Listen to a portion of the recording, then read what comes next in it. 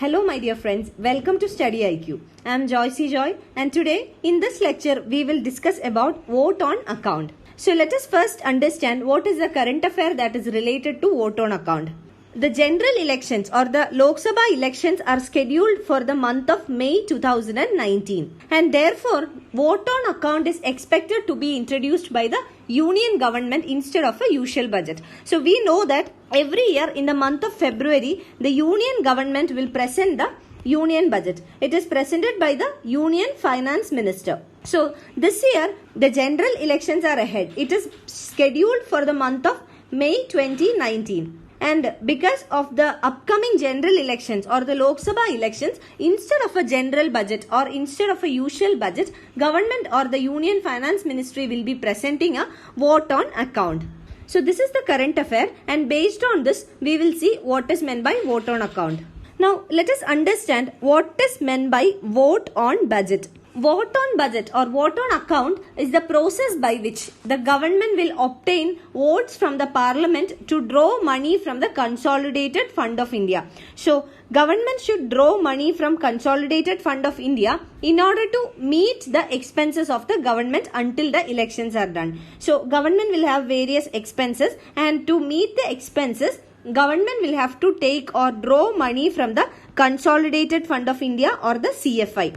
So, in order to get an approval from the parliament to take or draw money from the CFI, government will have to present a vote on account. So, under vote on account, government will obtain votes from the parliament, and this votes will allow the government to draw money from the Consolidated Fund of India.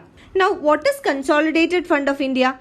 According to the constitution, all the revenue that is received by the union government and the loans that are raised by the union government need to be parked in the Consolidated Fund of India. So, all the revenue and the loan obtained by the government will be parked or deposited in the CFI or the Consolidated Fund of India. And in the run-up to the general election, the parliament votes to sanction the withdrawal of money from this fund, that is Consolidated Fund of India, in order to meet the regular government expenditure, like for example salaries, interest, etc. So usually when a general election is ahead, government will not be announcing any major schemes or any major policies, etc. But government will have to meet the regular expenditure like the payment of salary, payment of interest, etc. And for that the government needs to draw certain fund from the Consolidated Fund of India or the CFI. So generally, a vote on account is a process by which the parliament votes in order to sanction the withdrawal of certain amount of money from the Consolidated Fund of India to meet the general expenses or the regular government expenses till the elections. Now let us understand how is a vote on account is different from a usual budget. So for that, let us first understand what is a union budget. So, union budget means it is a statement of income and expenditure of the central government for the coming year. So, the union budget will project the income as well as the expenditure of the central government for the next financial year or the next coming year. And usually, the budget has to be approved by the parliament before the commencement of the new financial year. So, a financial year in India starts on 1st of April and ends on 31st of March. So, in the month of February, usually the parliament, that is the Lok Sabha as well as the Rajya Sabha, will meet on its budget session, and this is mainly to approve the budget. So, usually the budget, that is the income and expenditure statement of the central government, needs to be approved by the parliament before the commencement of next financial year, that is before 1st of April of the next year. And budget is very important and significant in the sense that budgets will project the policy initiatives of the government for the next year. So, it is a major document that will highlight the policy initiatives or the policy statements of the government. So, policies or programs of the government also holds up a very important role in the budget. But next year, as we have discussed, 2019 May, the Lok Sabha elections or the general elections have been scheduled. And in a year where the Lok Sabha elections are due, it is improper for an ongoing government to impose large policy changes or major policies. That is because in a country like India, which is a democratic country, we are not sure that the next term also the same government will continue in the power. So usually what happens is that there is always a fair chance for the ruling party to lose the elections. So in that case, if the present government comes in with certain major policy initiatives or policy changes, it is not sure that the next successive government will accept the policies of the present government. So it is improper or unfair for the present government to introduce any major policy initiatives or any proposals in the last budget, where the general elections or the Lok Sabha elections are only 2 or 3 months ahead. But even though this is the case, it is necessary to have some money or in order to meet the regular expenditure of the government. So for that purpose, government needs to keep some money at the disposal of the government in order to run the administration of the country. So that is why we need a vote on account. Now let us understand how does a vote on account works. So we have seen that vote on account is only a temporary measure and it needs the approval of the parliament. But usually in the parliament, the vote on account is passed without much discussion. This is because no major policies will be initiated in the vote on account. It is merely asking for the vote of parliament in order to draw a certain sum of money from the CFI or the Consolidated Fund of India in order to meet the day-to-day expenditure of the government until the new government is formed. So the period or the validity of the vote on account is usually 2 months, and by that time the new government would be formed and the government will present a full budget.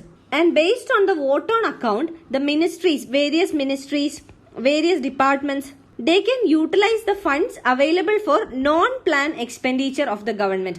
The non-plan expenditure includes payment of salary to the government employees, loan interest payments, subsidies, pension payments. So all this non-plan expenditure can be met with the money that is approved by the parliament through the vote on account. And typically, vote on account will not seek fund for major projects or new initiatives. So major projects or new initiatives will happen only during a full-fledged budget. And since this is the Lok Sabha election year, the full-fledged budget would be presented only by the next government, that is after the elections and after the declaration of the results when the government is formed. So it will happen only after a few months. This is basically because the new government need not necessarily follow the policies of the previous government. The new government will have certain different policies for the allocation of resources or policy initiatives, etc. So new government, once they are elected and the government is formed, the full-fledged budget will be presented, and in that budget they will present the major initiatives, policies. The full-fledged budget will be presented. So until then, the present government will not make any new financial commitments. Now let us understand what impact a vote on account will make on the economy. Now let us understand what is the impact of vote on account on the Indian economy or any economy. So one important feature of vote on account is that usually it does not contain any direct tax proposals, because any amendment in the direct tax will require the introduction of a finance bill. So what impact will it make on direct taxation? There will not be any increase or decrease or any inclusion or exemption of the income tax or the direct tax. So if a vote on account is presented, it means that there will be no changes in the direct taxation structure. And secondly, coming to the indirect taxes. In case of indirect taxes also, there will not be major changes, even if there can be minor changes. And the vote on account can also be used as an opportunity by the present government in order to highlight the achievements of the government during its tenure in the office. That means in the last 5 years, what were the achievements of the government? This can be highlighted in the vote on account. So such kind of highlights made by the present government will help in understanding the effectiveness of the government, and this will give an idea to the citizens on making a voting decision in the upcoming elections. And also we have seen that vote on account cannot bring any major policy initiatives or proposals by the government. So therefore, after a vote on account, it is not expected that the government will come up with any major policies or any developmental or welfare schemes. So these are the impacts of vote on account on Indian economy.